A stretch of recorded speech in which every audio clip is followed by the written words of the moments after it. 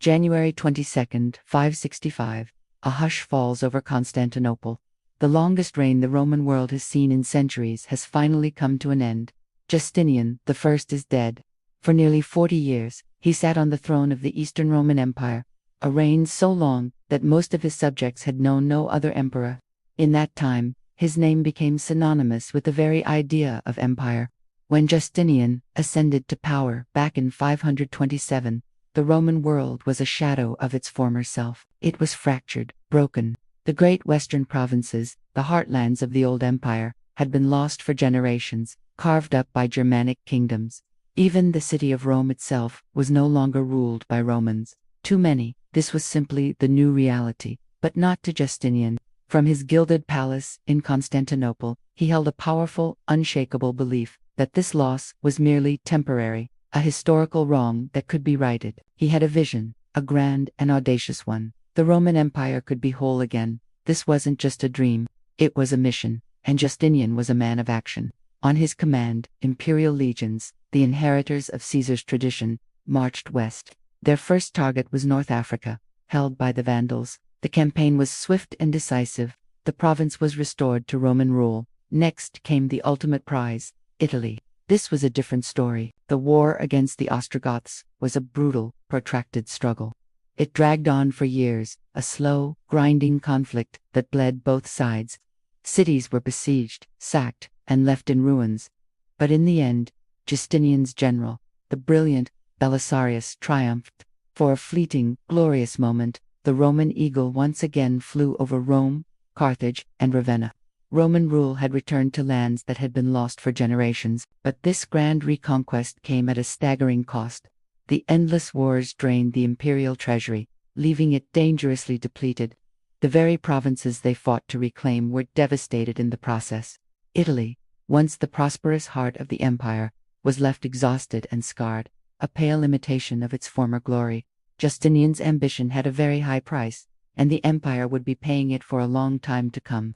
Yet, Justinian didn't just rule through the sword. He understood that a true empire is built on more than just military might. It's built on order, on justice, on law. And this is where he would leave one of his most enduring legacies. He commissioned a monumental task: to gather, codify, and rationalize centuries of Roman legal tradition.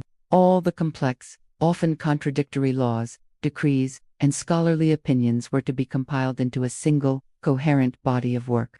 The result was the Corpus Juris Civilis, the body of civil law. This incredible achievement not only organized the legal system of his own empire, but also preserved the immense intellectual heritage of Roman law for all of posterity.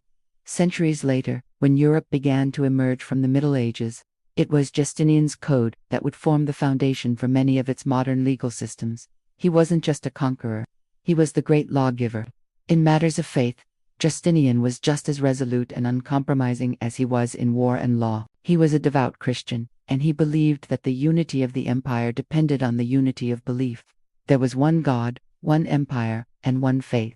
He vigorously enforced Christian orthodoxy, cracking down on paganism and suppressing any theological dissent, which he viewed as a threat to imperial stability.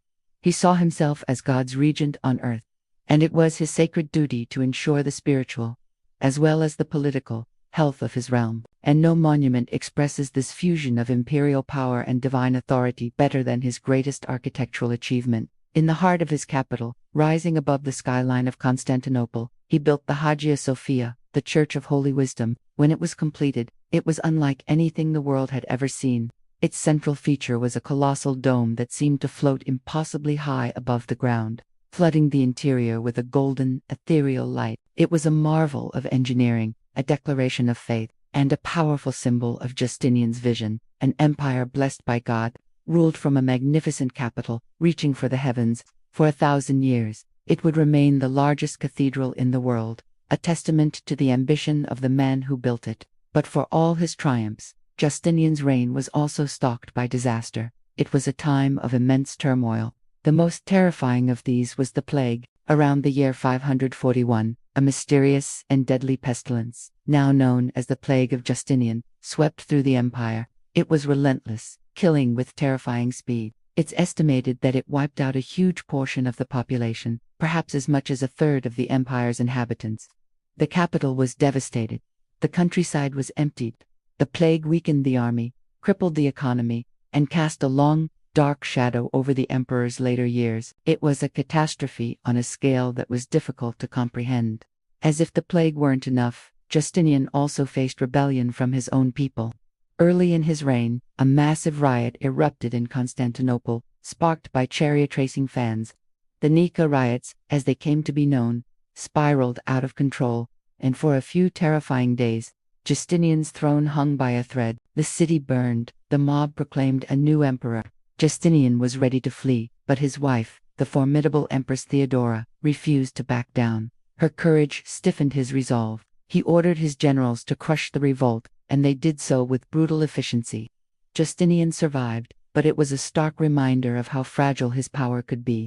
Furthermore, the constant demands of his wars and his grand building projects placed an immense strain on the empire's provinces. Taxes were heavy, and collection was often ruthless. While Constantinople glittered with new monuments, people in the countryside often struggled under the burden of supporting the emperor's grand ambitions. The vast empire he had assembled was not only expensive to conquer, but also incredibly expensive to maintain. So, when we return to that day, January 22nd, 565, we see the end of a complex and contradictory reign. Justinian died, leaving behind an empire that was, on the surface, more powerful and larger than it had been in a century. But it was also an empire that was dangerously overextended and financially exhausted. His successor inherited a realm that was simply too large to defend with the resources that remained. And indeed, within a single generation, much of the territory Justinian had fought so hard to reconquer, parts of Italy, North Africa, Spain, would be lost again. The dream of a restored Roman West was ultimately fleeting,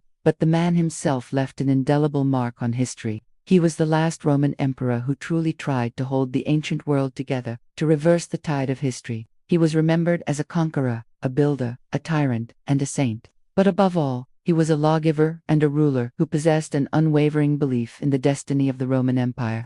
Even as the world he knew was already beginning to slip away, his reign was a brilliant, final flash of classical glory. A moment when the sun seemed to rise again on the Roman world, just before the long twilight. Thanks for watching. Join us again tomorrow for another date, another story from our deep past. Don't forget to subscribe for more journeys into history.